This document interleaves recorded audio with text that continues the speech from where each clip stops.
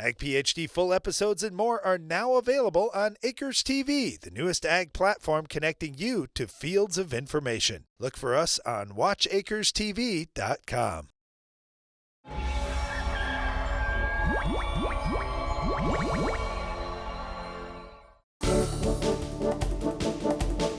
During our Farm Basics time today, we're going to talk about the best weed killer ever invented.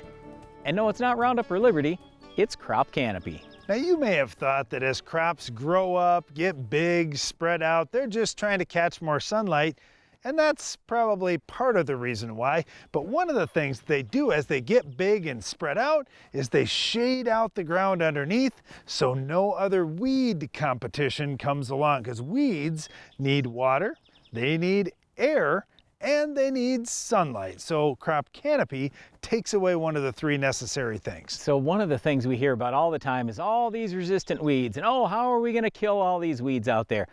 Well, I can kill any weed that there is if I choke it out.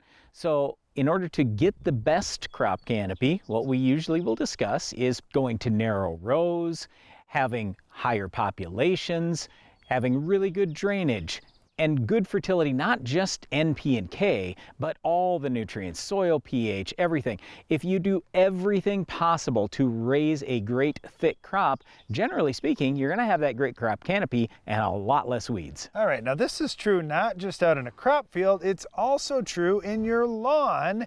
And Brian, you've actually got in trouble in your lawn for maybe having a little too much canopy out there. Well, here's the thing. So, like my wife in particular, she wants the grass a little shorter, and I'm going, sorry, honey, we're having that grass tall. I want the grass mowed tall. I want it tall all the time, so then we don't have weeds. And I just say all the time, look at how great our lawn looks compared to almost any other lawn out there. That's a big part of it.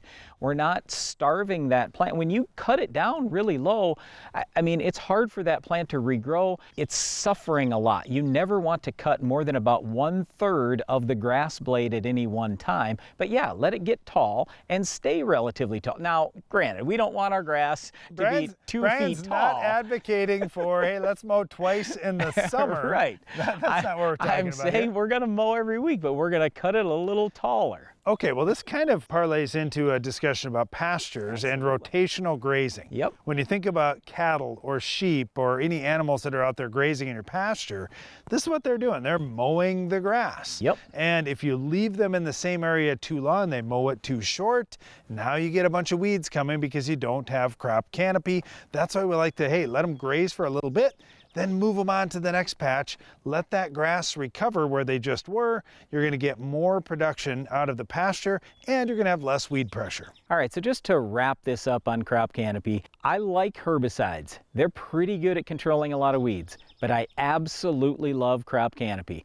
So I would just encourage you, do everything possible, whether it's your lawn, your pasture, or out in a crop field, to have great growth out of your crop and let it choke out most of the weeds. Now, one of the weeds that I would love to have crop canopy choke out is our weed of the week. Can you identify this week's weed?